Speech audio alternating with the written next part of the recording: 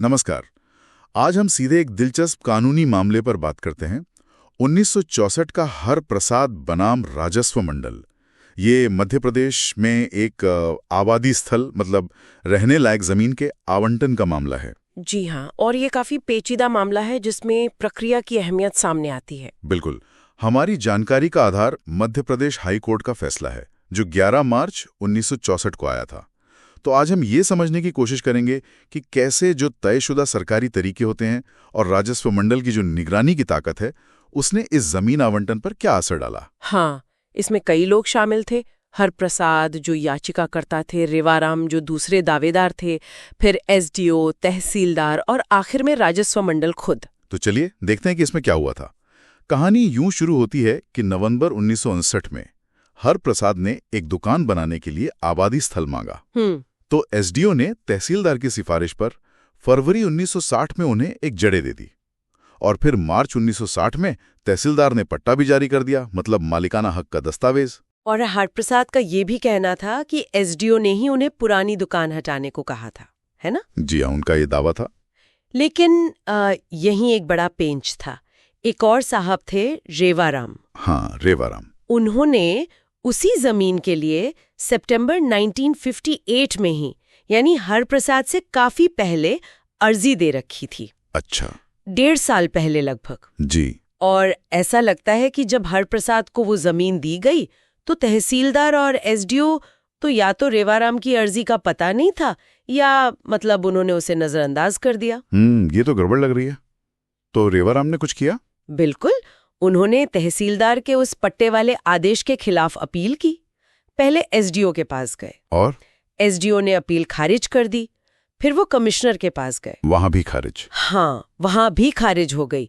दोनों जगह तर्क ये दिया गया कि तहसीलदार का काम तो बस एसडीओ के आदेश को मानना था। एक तरह की औपचारिक कार्रवाई थी जिसे मिनिस्ट्रियल एक्ट कहते हैं। इस पर अपील नहीं हो सकती। अच्छा, मतलब तकनीकी आधार पर खारिज कर दिया। जी, और एसडीओ ने तो मेरिट पर यानी मामले के गुण दोष पर भी रेवाराम के खिलाफ ही बात कही थी अपनी राय में। तो रेवाराम के लिए तो रास्ते बंद हो गए लगते हैं। नहीं, यहीं से मामला राजस्व मंडल यानी बोर्ड ऑफ रेवेन्यू के पास गया, रिवीजन के लिए, पुनरीक्षण जिसे कहते हैं। अच्छा, रिवीजन में मंडल ने माना कि हाँ, तकनीकी रूप से अपीलें गलत आदेश के खिलाफ थीं, तहसीलदार के पट्टे के खिलाफ, ना कि एसडीओ के असल आवंटन आदेश के खिलाफ। लेकिन, और ये बहुत अहम है, मंडल ने कहा कि वो मध्य प्रदेश भू राजस्व संहिता 1959 की धारा 50 के तहत अपनी स्वतः संज्ञान यानी सुओ मोटो पावर का इस्तेमाल करेगा। स्वतः संज्ञान मतलब बिना किसी की अर्जी के खुद से ही मामले को देखना। बिल्कुल। ये धारा मंडल को ये ताकत देती है कि वो किसी भी समय किसी भी नीचे के राजस्व अधिकारी के रिकॉर्ड मंगाकर जांच कर सकता है कि आदेश सही है या नहीं, कानून के मुताबिक है या नहीं, और फिर वो अपना आदेश दे सकता है। ये तो बहुत बड़ी शक्ति है। हाँ, और मंडल को लगा कि भले ही अपील तकनीकी रूप से ठीक न हो, पर मामले के जड़ में गड़बड़ लग रही है तो देखना चाहिए। तो जाहिर है हरप्रसाद ने इस पर आपत्ति जताई होगी कि मंडल ऐसे कैसे देख सकता है। बिल्कुल उठाई। हरप्रसाद का तर्क था कि रिवीजन के लिए अर्जी देने की एक समय सीमा होती है, 90 दिन की। ये धारा 50 के तीसरे परंतुक मतलब एक खास शर्त में लिखा है। उनका कहना था कि जब वो 90 दिन निकल गए तो मंडल अब खुद से कैसे दखल दे सकता है। ये तो सुनने में सही तर्क लगता है। 90 दिन की सीमा है तो है। हाँ, लगता तो है, लेकिन हाईकोर्ट ने इस तर्क को नहीं माना। अच्छा, कोर्ट ने क्या कहा? कोर्ट ने साफ किया कि वो जो 90 दिन की लिमिट है वो तब लागू होती है जब कोई पार्टी मतलब कोई पक्ष खुद रिवीजन की अर्जी दे। लेकिन मंडल की जो धारा 50(1) के तहत स्वतः संज्ञान लेने की शक्ति है वो किसी भी समय इस्तेमाल की जा सकती है। उस पर ये 90 दिन वाली बंदिश नहीं है। ओहो, मतलब मंडल के पास ये अधिकार था कि वो बाद में भी हस्तक्षेप कर सकता है।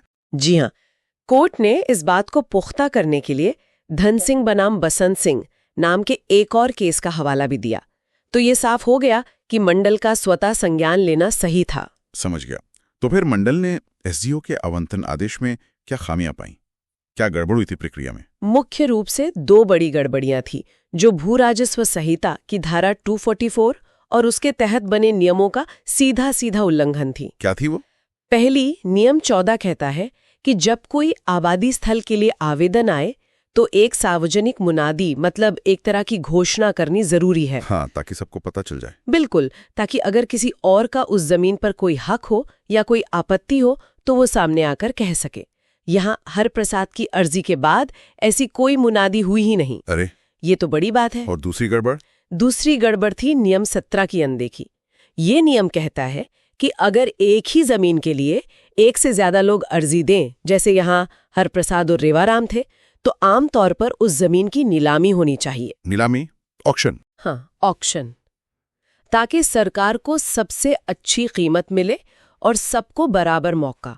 हाँ, कुछ खास हालात में बिना नीलामी के भी दे सकते हैं, जैसे अगर जमीन आवेदक की पहले से मौजूद जमीन से बिल्कुल सटी हुई हो। लेकिन यहाँ क्या हुआ?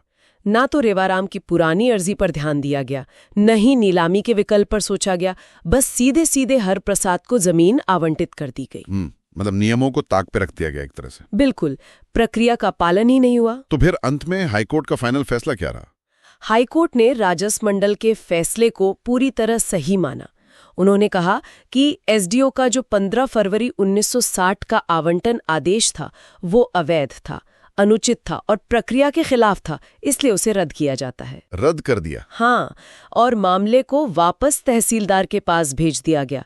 निर्देश दिया कि अब कानून और नियमों के हिसाब से, मतलब सही तरीके से मुनादी करके और नियम 17 के तहत नीलामी की संभावना पर विचार करके नए सिरे से फैसला किया जाए। और हरप्रसाद की याचिका? वो खारिज कर दी गई। इस पूरे केस का निचोड़, जिसे रेशियो डिसिडेंटी कहते हैं, यही था कि अधिकारियों को जमीन आवंटन जैसे काम करते वक्त कानून के जो जरूरी प्रावधान है उनका पालन करना ही होगा। आप उन्हें नजरअंदाज नहीं कर सकते। और इस पूरी बातचीत से जो एक बड़ी बात समझ में आती है वो ये है कि सरकारी काम में, खासकर जब जमीन जैसे अहम मुद्दे हों, तो प्रक्रिया मतलब तय तरीका बहुत ही ज्यादा महत्वपूर्ण है। हाँ, जरा सी भी लापरवाही, जैसे वो मुनादी न करना, पूरे फैसले को पलट सकती है। और ये भी दिलचस्प है कि भले ही शुरुआती अपीलें तकनीकी वजहों से खारिज हो गईं, फिर भी ऊंची अथॉरिटी जैसे यहाँ राजस्व मंडल अपनी निगरानी की शक्तियों का इस्तेमाल करके गलतियों को सुधार सकती है। बिल्कुल सही। और ये मामला एक और गहरा सवाल भी उठाता है, वो ये कि किसी प्रशासनिक फैसले को कब अंतिम मान लिया जाए और कब तक उसमें सुधार की गुंजाइश रखी जाए। हाँ, ये संतुलन बनाना मुश्किल है, बहुत मुश्किल। यहाँ राजस्व मंडल ने काफी समय बाद हस्तक्षेप किया, तो सवाल उठता है कि निष्पक्षता के लिए कब तक पुराने फैसलों को कुरेदा जा सकता है बिना एक अंतहीन अनिश्चितता पैदा किए। न्याय और व्यवस्था के बीच ये एक बहुत ही नाजुक संतुलन है। वाकई ये एक ऐसा सवाल है जिसमें शायद हमेशा सोचते रहने की जरूरत है। चलिए, आज के लिए इतना ही। बहुत दिलचस्प मामला था ये। जी हाँ, बिल्कुल।